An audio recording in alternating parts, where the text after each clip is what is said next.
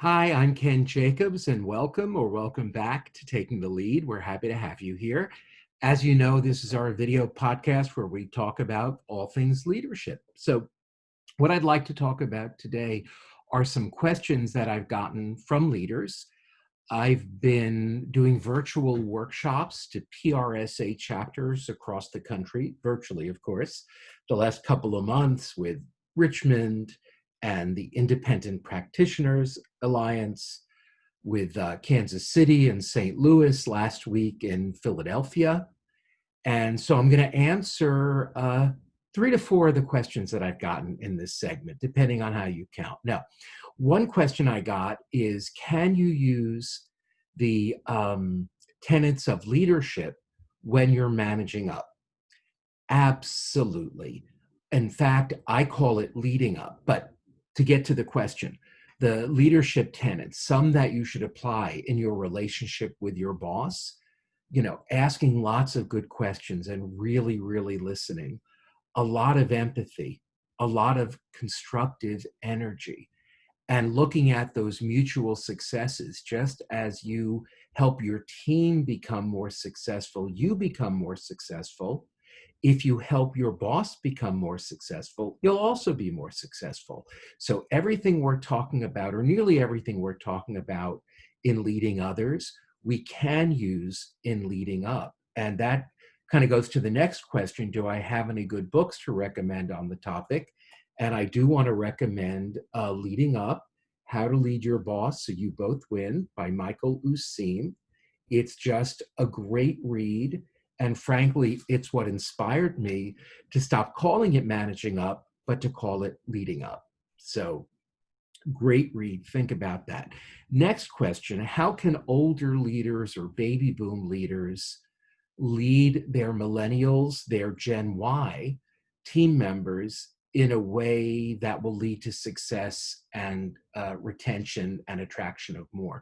Well, I think it's very much like marketing PR. In marketing PR, you would not try to create a program targeted to a demographic group if you didn't really understand them and if you didn't communicate respect to them, or at least you won't have success if you don't communicate respect to them. So if you happen to have millennials on your team, and frankly, the oldest millennials now, I think, are 38 or so, or 40.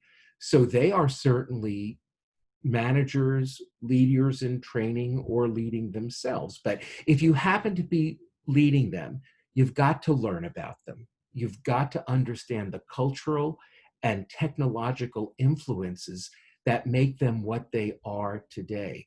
And you really should respect them because they can bring so much to your organization. I know some people have thrown around terms like entitled, and I just think that's patently untrue. So understand them. If you do, you will understand what they can bring to your organization and to you, and communicate respect.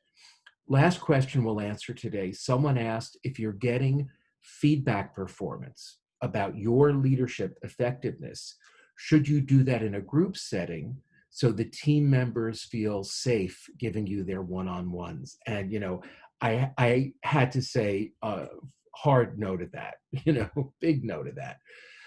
In fact, I don't think you can effectively get one-on-one feedback about your leadership performance from the person you're leading, because you're responsible most likely for their career path, for the next review, for their next uh, raise, promotion, bonus, etc.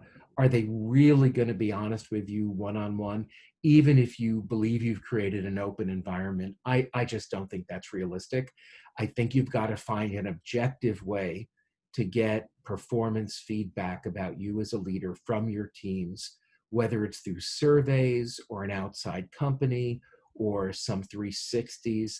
You've got to get that real content, the real analysis of how you're leading them and how they would like you to lead more effectively. And as I've said, it can be tough to read or hear, but it is so worthwhile. It's a gift that's going to help you become a more effective leader. And that's what it's all about. So I hope you enjoyed those questions and got value from the answers to those 3 or 4 questions, depending on how you count them. And we will see you next time on Taking the Lead.